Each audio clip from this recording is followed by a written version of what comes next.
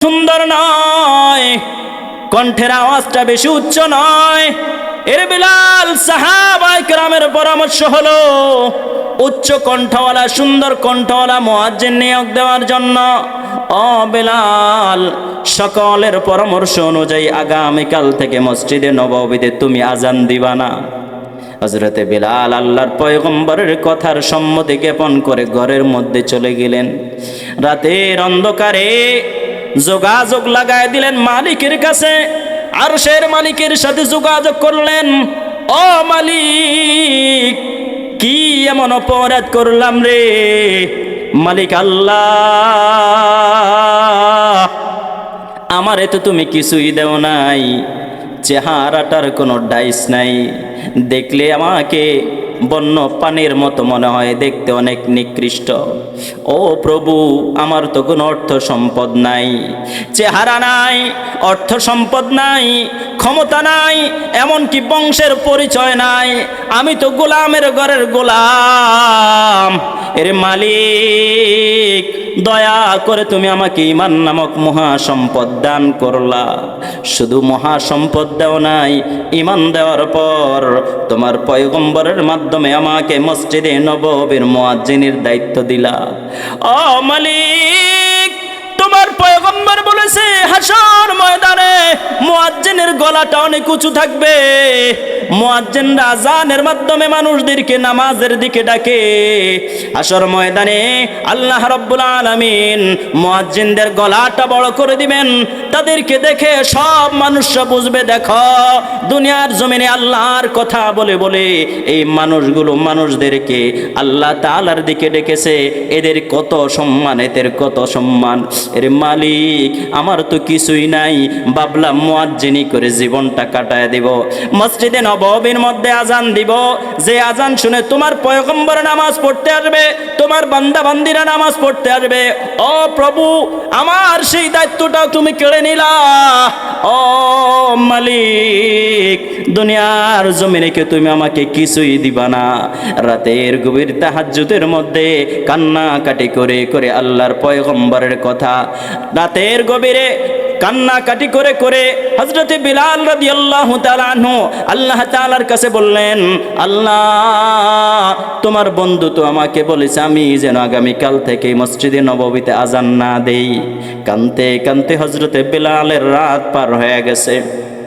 পরদিন সকালবেলা মসজিদে নববীর মধ্যে সুউচ্চ কণ্ঠওয়ালা একজন মুয়াজ্জিন ফজরের আজান দিছে।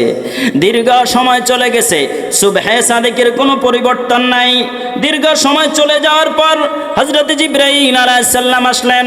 আয়েশা বলেন, ও পয়গম্বর, কি হলো মসজিদে নববীর মধ্যে কেন আজান হয় না? আল্লাহর পয়গম্বর ডাক দিয়া কয়, বেলাল। আল্লাহর পয়গম্বর ডাক দিয়া কয়, ও জিবরাইল, কি কথা বললা? এরে জিবরাইল, কি কথা বললা? মসজিদে নববীর মধ্যে আজান হয় নাই। ও জিবরাইল, এতদিন আজান দিত আমার কালো বেলাল, যার চেহারাও নাই, বংশ নাই, অর্থ সম্পদ নাই, কণ্ঠ নাই। এরে জিবরাইল, সাহাবায়ে কেরামের পরামর্শ অনুযায়ী ওই বেলালকে সরায়া সুন্দর কণ্ঠওয়ালা একজন মুয়াজ্জিনকে আমি মসজিদে নববীর মধ্যে নিয়োগ দিলাম। উচ্চ কণ্ঠে সুন্দর কণ্ঠে আমার সাহাবী আজান দিছে, তুমি বলতেছো ফজরের আজান হয় না। হযরতে জিবরাইল ডাক দিয়া কন, এ পয়গম্বর, প্রতিদিন আপনার ওই নিগ্রু বেলাল, কালো চেহারাওয়ালা, অর্থ সম্পদবিহীন বেলাল, বংশ পরিচয়বিহীন বেলাল যখন আজান দেয়, ওই আজানটা আরশে আজিম পর্যন্ত পৌঁছায় যায়। সুবহানাল্লাহ। আল্লাহর পয়গম্বর হযরতে জিবরাইলকে বলেন, রে জিবরাইল, এত সুন্দর কণ্ঠে আজান দিল, তারপরেও আরশে আজিমে পৌঁছায় না।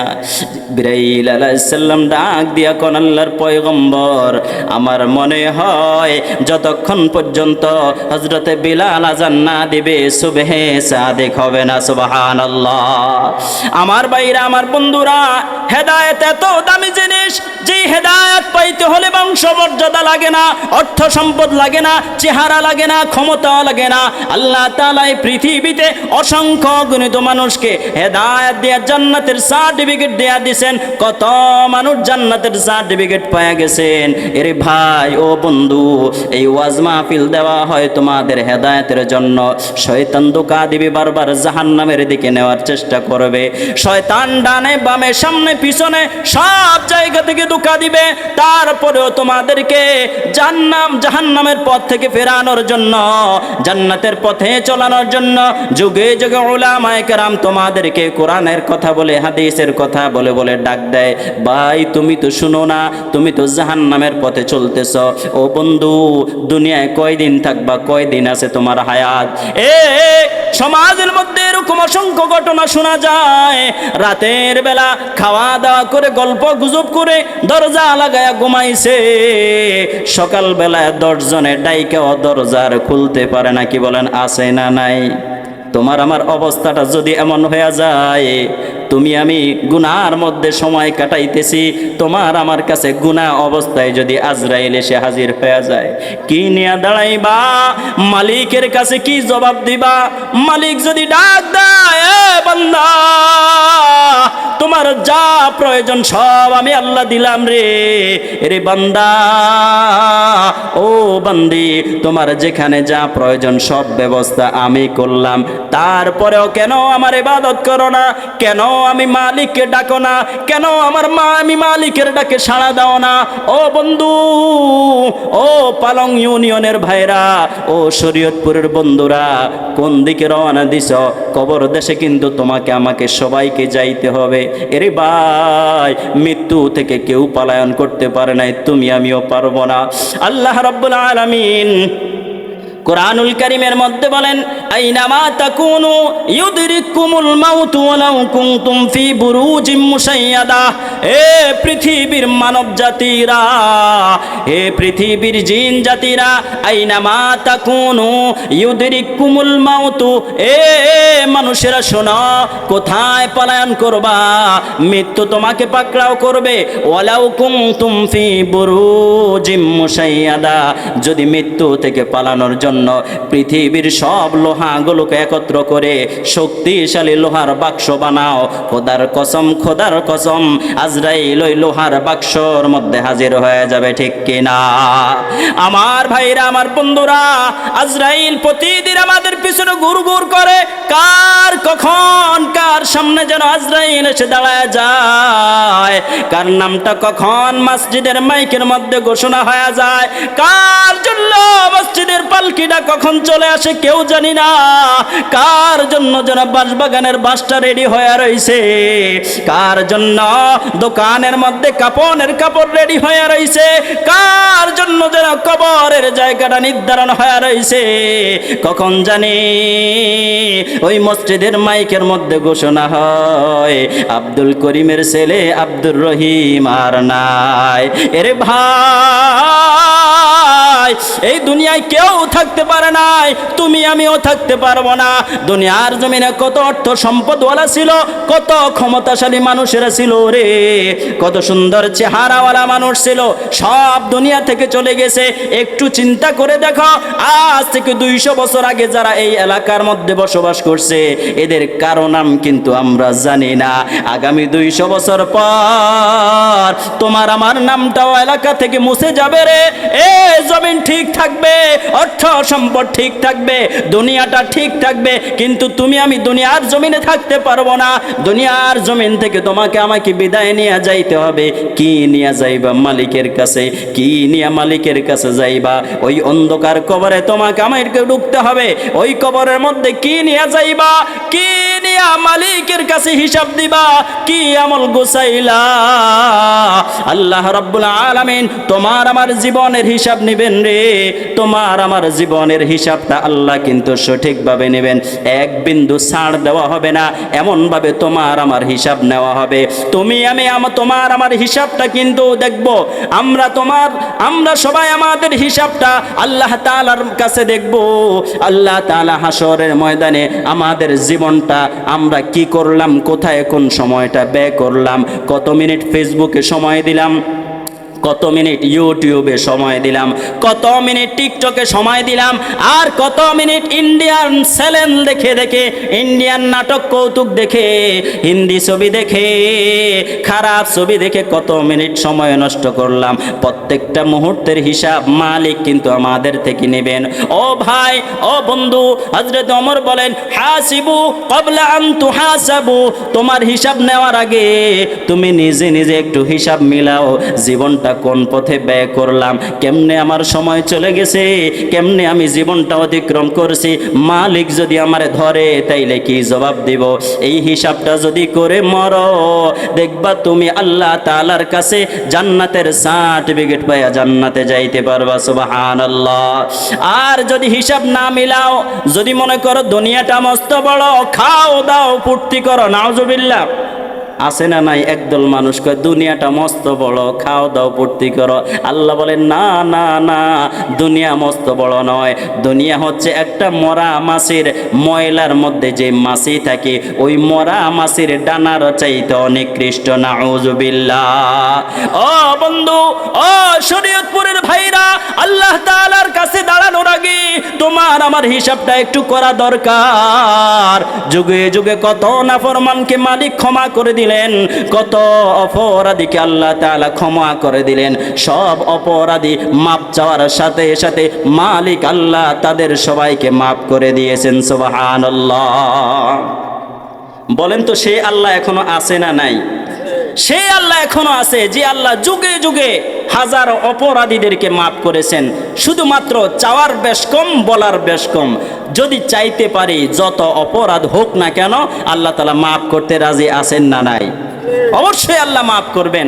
আল্লাহ বলেন, লা তাকনাতু মির রাহমাতিল্লাহ। অপরাধ করে ফেলছো, মনে করছো আমার অপরাধ তো অনেক হয়ে গেছে। শয়তান মানুষকে মাঝে মাঝে ধোঁকা দেয়, ডাক দেয়া কয়, রাতের গভীরে তুই তো গুনাহ করতে করতে জীবন অতিক্রম করছস, তোর বয়স এখন 70 হয়ে গেছে, গুনাহ করে করে জীবন অতিবাহিত করছস, এখন আর তোরে আল্লাহ মাফ করবে না। আল্লাহ বলেন, না না না, 90 বছর বয়স হয়ে গেল, মৃত্যুর আগ পর্যন্ত আমার বান্দা আমাকে যদি ডাক দেয় রব, আমার বান্দা যদি আমাকে ডাক দেয় মালিক বলে, আমার বান্দা আমাকে যদি রহমান বলে ডাক দেয়, আমার বান্দা আমাকে যদি রহিম বলে ডাক দেয়, আমি মালিক তাদের জীবনের সব গুনাহ মাফ করে দেই। সুবহানাল্লাহ। শুধুমাত্র একটা সিজদা অথবা 2 ফোঁটা চোখের পানি, এতেই আল্লাহ তাআলা সব মাফ করে দিবেন। সুবহানাল্লাহ। শয়তান ধোঁকা দিয়া কয়, দুনিয়ার জমিনে হায়াত পাইলা 50 বছর অতিক্রম হয়ে গেছে, দুনিয়ার জমিনে হায়াত পাইলা তোমার জীবন প্রায় শেষের দিকে চলে আসছে, আর কয়দিন বাঁচবা, গুনাহ করে করে জীবন কাটাইছো, এখন তো তোমাকে আর মালিক মাফ করবে না।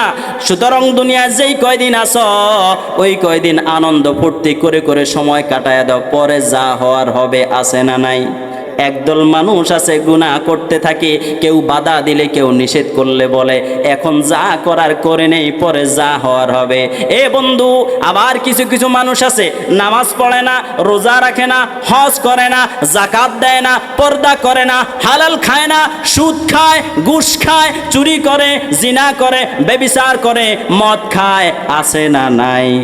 আবার এই ধরনের মানুষেরা কয় আল্লাহ তো আমাদেরকে মাফ করবে, কারণ আল্লাহ অনেক দয়ালু। কি বলেন ঠিক কিনা? আমি বলি, জান্নাত কি তোমার শ্বশুর বাড়ি নাকি? আর মাপ কি গাছে ধরে নাকি? বললেই মাফ করে দেবে। তাহাজ্জুদের মধ্যে কত বান্দাবান্দি কান্নাকাটি করে, 5 ওয়াক্ত নামাজের মধ্যে কত বান্দাবান্দি কাটায়া দেয়, চোখের পানি ছেড়ে ছেড়ে কত বান্দাবান্দি সময় নষ্ট করে, কত মানুষ কান্নাকাটি করে করে সময় অতিবাহিত করে। তাদের মনের মধ্যে এই আস্থা ভরসা নাই যে আল্লাহ মাফ করবে। আর তুমি নামাজ পড়ো না, দিন পালন করো না, শরীয়তের ধার ধারে নাই, তুমি মনে করতেছো জান্নাত তোমার জন্য রেডি করছে। কি বলেন? আছে না নাই?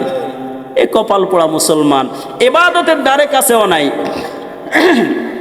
ইবাদত করতে মনও চায় না, দৈনিক 5 বার মসজিদের মধ্যে ডাকে, কোরআন হাদিস থেকে ওলামায়ে কেরাম বারবার ইসলামের দিকে ডাকে, তারপরেও এর দিকে আসে না। কিন্তু বড় বড় কথা চায়ের দোকানে মাঝে মাঝে শোনা যায়। কি বলেন? আছে না নাই? এই বান্দাবান্দিগুলোর জন্য আল্লাহ তাআলা মাফ দেওয়ার ব্যবস্থা করেন বিভিন্ন উসিলা দিয়ে। এই ধরনের জান্নাতের বাগান বড় বড় ওলামায়ে কেরাম, মুফতি আব্দুর রাজ্জাক সাহেব মুফতি রফিকুল ইসলাম সাহেবরা যখন ওয়াজ করবেন, যদি তাদের কথায় দুইটা চোখের পানি ফেলানো যায়, আল্লাহ বলেন ওই দুই চোখের পানি নাকের আগায় আসার আগে আমি আল্লাহ তোমাদেরকে মাফ করে দিব। সুবহানাল্লাহ। ও বন্ধু, তুমি মনে কইরো না পাহাড় পরিমাণ গুনাহ করছো।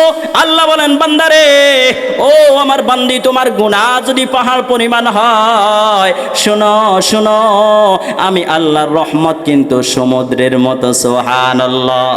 লা তাকনাতু মির রাহমাতিল্লাহ। ও বান্দা বান্দি, আমার রহমত থেকে নিরাশ হয়ো না। ইন্নাল্লাহা ইয়াগফিরুয যুনুবা জামিআ। আমি আল্লাহর সম্পর্কে জেনে নাও, তুমি আমার কাছে মাপ চাইবা, সাথে সাথে তোমার সব গুনাহ মাফ করে দিব। আল্লাহু আকবার। আর জোরে বলে আল্লাহু আকবার। সংখ্যায় অনেক মুসলমান আমরা আছি, একটু তাকবীর দিতে পারবেন সবাই? নারায়ে তাকবীর। আল্লাহু আকবার। আওয়াজ হয় না, মানুষ তো কম না। আওয়াজ কম হইলে আশেপাশে যারা দাঁড়ায় রয়েছে, না দূর থেকে শুনে, এরা মনে করবো যে মানুষ নাই, এই জন্য আওয়াজ হয় না। জোরে দিতে পারবেন তো ইনশাল্লাহ? নারায়ে তাকবীর। আল্লাহু আকবার। হয় না, নির্বাচনী স্লোগান হয় নাই। নির্বাচনের সময় আমরা যখন রাস্তায় মিছিল করি, দুই হাত লাফায় না আমাদের? না, আমার ভাই তমুক ভাই, অমুক ভাই, তমুক ভাই, লাফায় না এরকম? দুই হাত তুলে নারায়ে তাকবীর, নারায়ে তাকবীর। মাশাআল্লাহ, একবার একটু আওয়াজ হয়েছে। তো আল্লাহ তাআলা আমাদেরকে মাফ করার জন্য অপেক্ষায় আছেন। আমরা কি মাফ চাইতে রাজি আছি? কে কে রাজি আছি? হাত তুলে দেখাই। এ মালিক আল্লাহ, তাকায়া দেখো, শীতের মধ্যে ঠান্ডা বিছানার মধ্যে বসে তোমার বান্দারা তোমার কাছে মাপ চাওয়ার নিয়ত করছে। মালিক, আজকের এই মাহফিলের উসিলায়, আজকের এই কোরআন হাদিসের উসিলায় তাদের সবাইকে মাফ করে দাও। সকলে বলে আমিন। যুগে যুগে আল্লাহ রাব্বুল আলামিন বড় বড় অপরাধীদেরকে মাফ করছেন। আল্লাহ রাব্বুল আলামিন অনেক বড় বড় ভয়ঙ্কর অপরাধীদেরকে মাফ করছেন। অনেক মানুষ আছে প্রকাশ্যে কান্নাকাটি করতে পারে না, জোরে জোরে কান্না করতে পারে না, মানুষের কাছে নিজের গুনার কথা বলতে পারে না, কিন্তু মনটার কালেকশন যদি আল্লাহর সাথে লাগায় দেয়, আল্লাহ বলেন মানুষের সামনে কাঁদতে হবে না, মানুষের কাছে তোমার গুনার কথা বলতে হবে না। এর বান্দা, তোমার কলবের মধ্যে কি আছে আমি সেটাও দেখি। ইন্নাহু আলিমুম বিযাতিস সুদূর। তোমার অন্তরের কথাটা আমি গ্রহণ করে নিব। সুবহানাল্লাহ।